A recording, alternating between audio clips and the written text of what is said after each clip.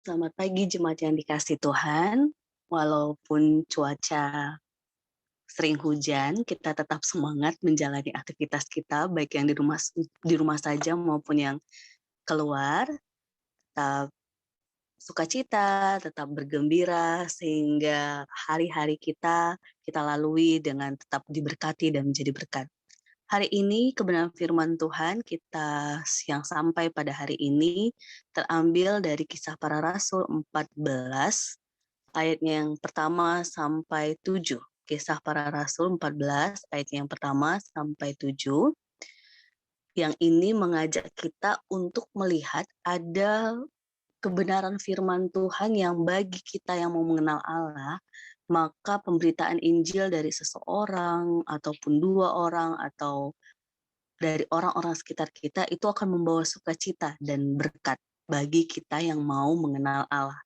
Tetapi kisah yang menjadi pembacaan kita hari ini menceritakan dua sisi, baik yang mau mengenal ataupun yang tidak mau mengenal. Apa isi dari Kisah Para Rasul 14 ayat 1 sampai 7? Yaitu demikian. Di Ikonium pun kedua rasul itu masuk ke rumah ibadat orang Yahudi lalu mengajar sedemikian rupa, sehingga sejumlah besar orang Yahudi dan orang Yunani menjadi percaya. Tetapi orang-orang Yahudi yang menolak pemberitaan mereka memanaskan hati orang-orang yang tidak mengenal Allah dan membuat mereka gusar terhadap saudara-saudara itu. Paulus dan Barnabas tinggal beberapa waktu lamanya di situ.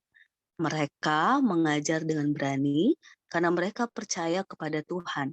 Dan Tuhan menguatkan berita tentang kasih karunia-Nya dengan mengaruniakan kepada mereka kuasa untuk mengadakan tanda-tanda dan mukjizat-mukjizat. Tetapi orang banyak di kota itu terbelah menjadi dua.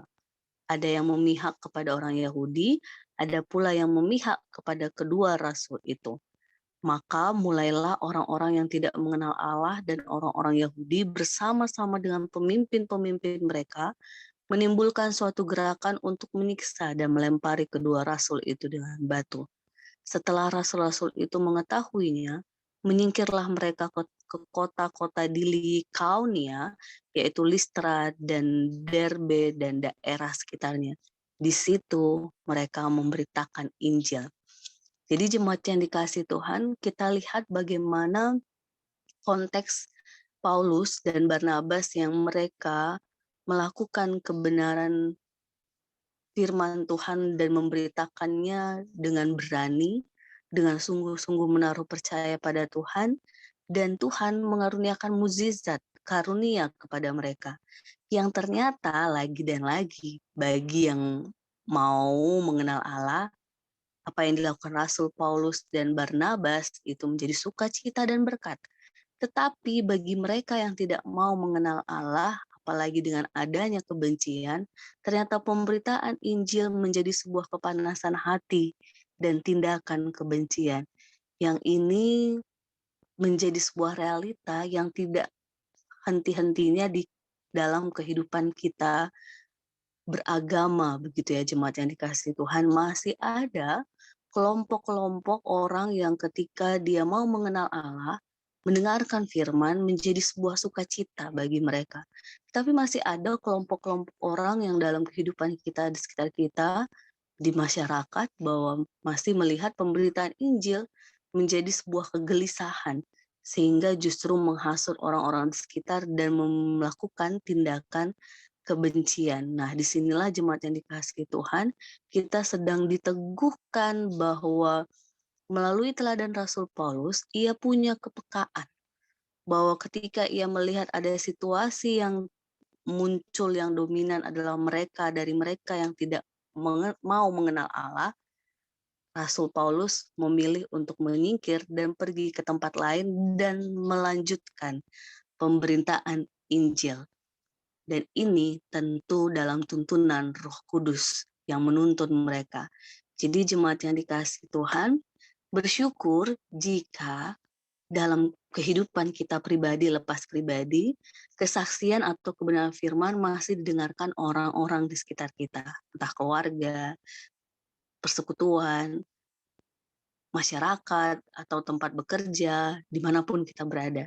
Tetapi jika ternyata apa yang menjadi iman kita, kesaksian kita, dan kebenaran firman kita justru menimbulkan orang-orang yang dengan kebenciannya justru memunculkan reaksi yang tidak benar, atau apalagi dalam hal ini ketika belajar dari konteks Paulus hingga ia mau disiksa, dibukuli begitu ya, maka tidak salahnya untuk kita memilih mundur. Justru kita harus peka dan mau dituntun oleh Roh Kudus untuk melihat tempat atau konteks yang lain atau orang-orang yang lain yang masih mau menerima kebenaran firman Tuhan dan tidak ditolak di tempat itu.